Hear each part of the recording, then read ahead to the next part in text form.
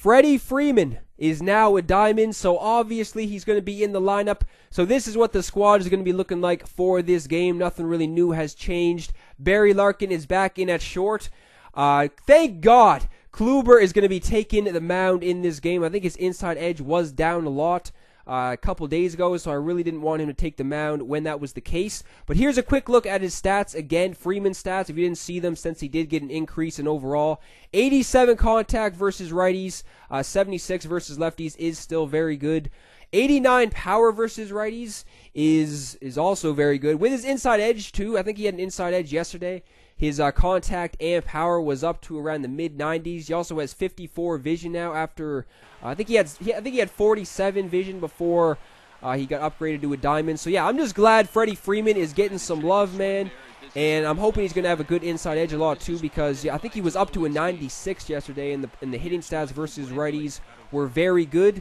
And I like to compare him to the live series Joey Votto, because Joey Votto has the exact same contact, I'm pretty sure. I think Freeman has better power versus righties, and Joey Votto's vision is around 60, so that is also comparable. I think Joey Votto has better contact versus lefties than righties on his live series, but they are comparable cards, and I've been doing very well with the live series Joey Votto so far, so hopefully Freeman can come in and do very well, because when I have been using Freeman so far, I've only used him off the bench a couple times. I think the first couple weeks of this game, I was using Freeman off the bench, and I think he was 4 for 4 off the bench. So hopefully Freeman can get the job done. I know for a fact he's going to get the job done, especially with that good inside edge when he does have it. But yeah, like I said, I'm just very happy that Freddie Freeman is getting some love, man. I'm glad that they moved him up to a diamond, just didn't give him, a 1 overall increase to an 89 or something. Hopefully Freeman can continue doing what he's doing and then make it to, a 95 or even, high 90s or something. Probably not going to destroy everybody the rest of the season, because that would just be insane if he was hitting 380 the whole season or something. But hopefully he can continue what he's doing for a good amount of time. He doesn't even really have to go off the rest of the season to remain at a diamond. I mean, if he wants to, or if Freeman wants to get another increase, he's probably going to have to, hit around probably like 320 or something if he wants to continue going up in overall. Bryce Harper's hitting, over 400 at the moment, so I can see him going up to around a 97 at some point. By the time summer rolls around, if Harper's still doing what he's doing, he's probably going to be at least at a 90, like August or something. He's probably going to be around a 97, at least, I would think. But like I said, that's probably not going to continue to happen. I mean, Freeman, Harper, all these guys hitting around 400 first month of the season, so that still is a good amount of time that went by. So still, Freeman is going to have to completely fold if he wants to drop back down to a gold, which I can't see happening because he is a beast. So in his first at-bat, Freeman is up. I was trying to send one deep. I'm not even going to lie. I was trying to send one very deep with Freeman in his first at-bat. He has that quirk too, where the first pitch of the at-bat, his PCI is much bigger. And I'm sure a lot of people are going to catch on to that and then just throw something off speed in the dirt to begin his at-bats. Right there, I'm going down swinging. I was anxious as hell in Freeman's first at-bat, man. I was just trying to hit something deep right there, but next at-bat, I'm definitely going to be patient. Just wanted to try and get Freeman on the board early. But yeah, I think he does have that quirk when his PCI is much bigger on the first pitch, which can kind of be a bad thing because, yeah, as soon as people catch on to that, they're probably just going to throw off-speed pitches in the dirt or something, not even close to the strike zone, and then just take that away. And then when you got guys like Arenado and Votto, they have the quirk when their PCI gets bigger, so they're good two-strike hitters. So whenever you have a two-strike count on Arenado and Votto, their PCI gets bigger.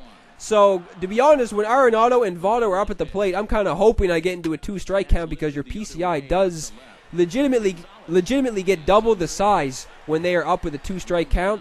But yeah, Freeman wasn't able to get anything in his first at-bat, went down swinging as everybody saw. So Kluber, I'm looking to wheel and deal with Kluber because I was very excited to use Kluber.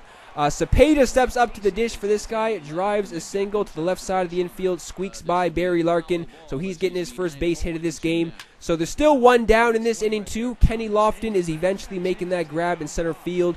So this guy is looking to get the lead early on in this game. I mean, I have been getting into some games lately where it's been very close. right off the bat especially, I find that if I was able to take the lead or if my opponent was able to take the lead, it wouldn't be like that game where dude was hitting fucking 10 home runs or something. It would kind of be back and forth action. The past couple of games I've played, they've been very good games. No blowouts or anything, which is always good to see. So Lucroy, I'm trying to get the bat going for Lucroy, man, because I stuck him back in the lineup for one reason, and the one reason is because the patch fixed all the blocking. But right there again, that's check swinging again, and that's just a weak little blooper to the third baseman. So after that weird shit again, Kenny Lofton is up 2 batters later, able to send one fairly deep. I don't think Kenny Lofton has hit a home run so far, but I was playing a couple games against the computer, doing some missions and stuff, and Kenny Lofton was sending a couple balls yard, man. He hit one 452 feet, I'm pretty sure, in one of the last games I played against the CPU. So as I was saying, I was very excited to use Kluber. He's getting carted off on a stretcher. I mean, come on, man. I was just waiting for Kluber to take the hill, and then his first game that he's pitching, he's going off via the injury. I didn't even see what the injury was. Probably something lower body type, because I think it was off his leg. So that sucks. I was hoping I could pitch. If any game I was going to not go to the bullpen early, it would be this one. Every other game I've played in the past week or so, I've been going to the pen before the 4th inning has rolled around pretty much. So Kluber, I was hoping to get a lengthy start for Kluber, but yeah, he's in the ER at this very moment from what I just saw. So Carter Capps is able to get the final guy looking on that nasty curveball on the outside part of the plate. So now Brantley is up, and Brantley has been probably doing the best out of all the new additions.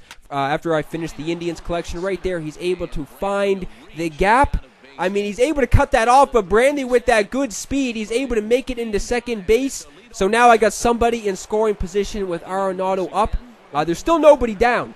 So Arenado could possibly cash in the go-ahead run. It's still donuts on the board right now.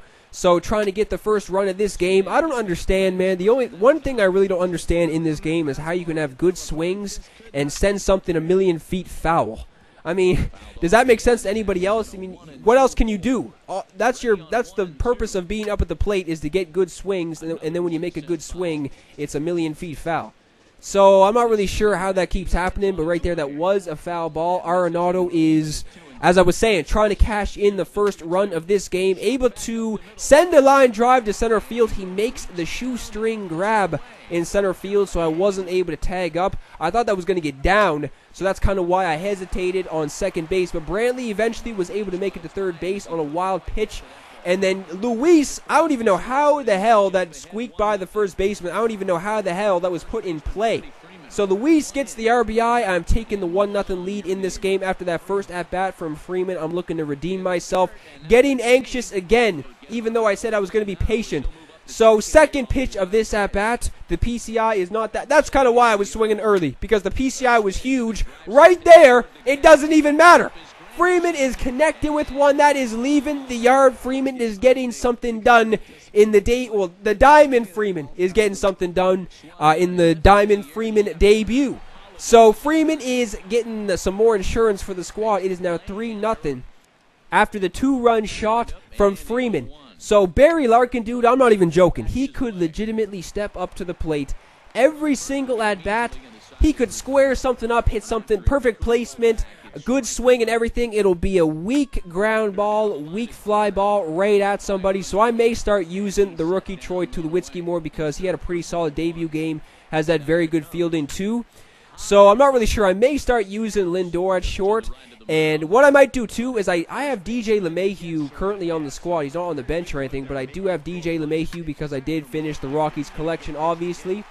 And with his inside edge, because, yeah, LeMahieu is, 85? But with his inside edge, he's around an 89, and his contact versus righties is in the high 90s with his inside edge. And against lefties, it's also very good, even without his inside edge. I think without his inside edge, his contact is high 80s.